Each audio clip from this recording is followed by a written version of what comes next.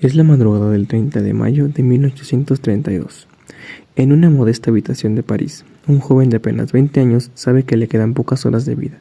No está enfermo, pero tiene una cita con la muerte, en un duelo a pistola al salir el sol. Mientras el resto de la ciudad duerme, Évariste Galois escribe con una urgencia casi sobrehumana. No redacta una carta de amor, sino su testamento científico. En los márgenes de sus manuscritos deja grabada una frase que se convertiría en el epitafio más famoso de la ciencia. Je n'ai pas le temps. No tengo tiempo. Sabe que ha descubierto algo que cambiará las matemáticas para siempre, pero teme que sus ideas mueran con él en el campo de duelo. Esta noche, Galois está condenado a años de pensamiento abstracto en unas pocas páginas, rogando a su amigo Auguste Chevalier que si muere, envíe sus trabajos a los grandes matemáticos de Europa. Hoy nos sumergimos en la vida de un hombre que fue a la vez un genio incomprendido y un revolucionario indomable.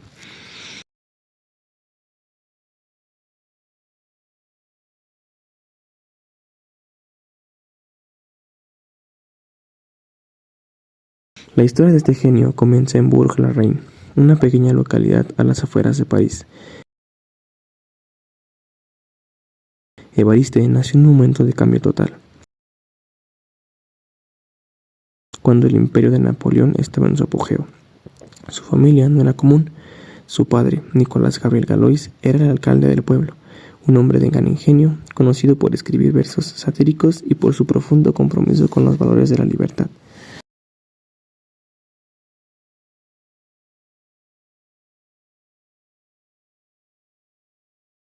Su madre, Adelaide Marie de Mante, fue una figura crucial. Ella misma lo educó hasta los 12 años, formándolo no en ciencias, sino en la cultura clásica, el latín y el griego. Pero sobre todo, le inculcó un espíritu de estoicismo y una moral inquebrantable. De ella aprendió a no ceder ante la autoridad si ésta era injusta. Galois creció escuchando historias de la Revolución Francesa, en un hogar donde la política y la justicia eran el pan de cada día. Este entorno formó el carácter de un joven que nunca supo separar su pasión por la verdad matemática de su pasión por la libertad social.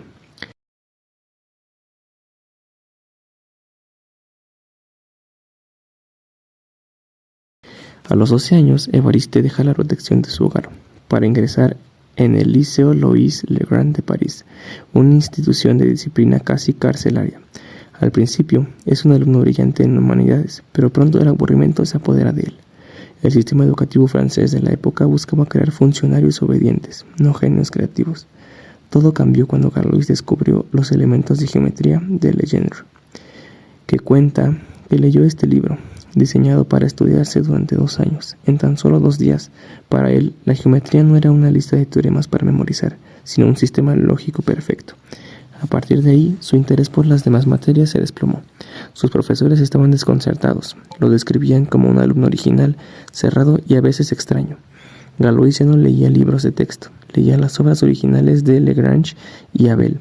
A los 17 años publicó su primer artículo en los Annales de Gerjon, pero su mente ya estaba volando hacia problemas que nadie más podía ver: la resolución de ecuaciones algebraicas mediante la estructura de la simetría. Galois intentó entrar 2 veces en la prestigiosa Escuela Politécnica, el centro de la vanguardia científica. Falló ambas. En su segundo examen, ante la incapacidad de los examinadores para seguir sus razonamientos mentales, Galois perdió los nervios. La leyenda dice que le lanzó el borrador a la cabeza del examinador Dainet por hacerle una pregunta trivial. El sistema lo rechazó por no ser lo suficientemente claro, cuando en realidad él era demasiado avanzado para ellos.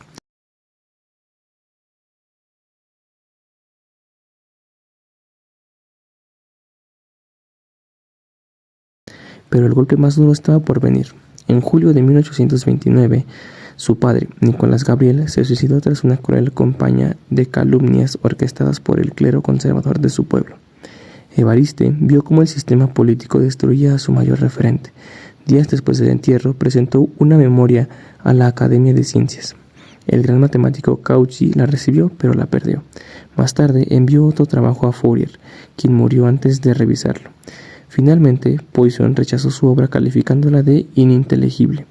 Para Galois, el mundo académico y el orden político se había convertido en una misma pared de injusticia que debía derribar. En 1830, París estalla en la Revolución de Julio.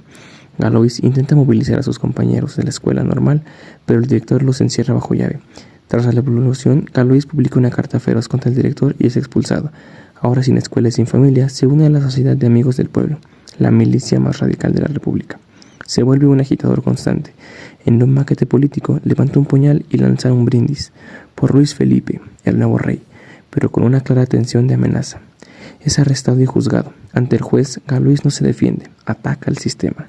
Sorprendentemente, es absuelto por un jurado popular, pero la policía lo vigila de cerca. Poco después, es detenido previamente el 14 de julio y enviado a la prisión de Sainte-Pelagie. Fue allí rodeado de cólera y criminales, donde escribió su prefacio más amargado, denunciando que la ciencia estaba siendo asfixiada por hombres que solo buscaban poder y títulos. Al salir de prisión en 1832, Galois está física y emocionalmente agotado. En una casa de salud donde fue trasladado por un brote de cólera, conoce a Stéphanie Potier du Motel. El libro sugiere que fue un romance breve y trágico que le llevó a un conflicto de honor. El 30 de mayo, en el estanque de la Glacier, Galois se enfrenta a su oponente. Hay teorías que dicen que fue un duelo pactado por amor, otras que fue una trampa de la policía para eliminar a un líder republicano. Una sola bala atraviesa su abdomen. Galois es abandonado en el campo. Un campesino lo encuentra horas después y lo lleva al hospital Cochin. Allí, en su lecho de muerte, recibe a su hermano Alfred. Sus últimas palabras son un monumento a la valentía. No llores, Alfred. Necesito todo mi valor para morir a los 20 años. El 31 de mayo de 1832, el corazón de Évariste Galois dejó de latir. Tenía solo 20 años y 7 meses. Tuvieron que pasar 11 años para que el mundo despertara. Joseph Liouville, al revisar los papeles de Auguste Chevalier había guardado celosamente, anunció en la academia: he encontrado la solución al misterio. Galois no solo había resuelto ecuaciones, había descubierto la teoría de grupos.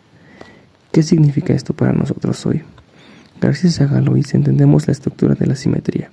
Su trabajo permite que hoy exista la física cuántica, el estudio de los cristales y, lo más importante, la criptografía, que asegura que tus contraseñas y mensajes estén a salvo en Internet. Évariste Galois no tuvo tiempo para ver su triunfo, pero en su corta y turbulenta vida logró lo que otros no lograron en un siglo: encontrar la armonía en medio del caos. Su nombre hoy brilla en cada universidad del mundo, como el recordatorio de que la verdad y la libertad siempre encuentran su camino, incluso cuando el tiempo se agota.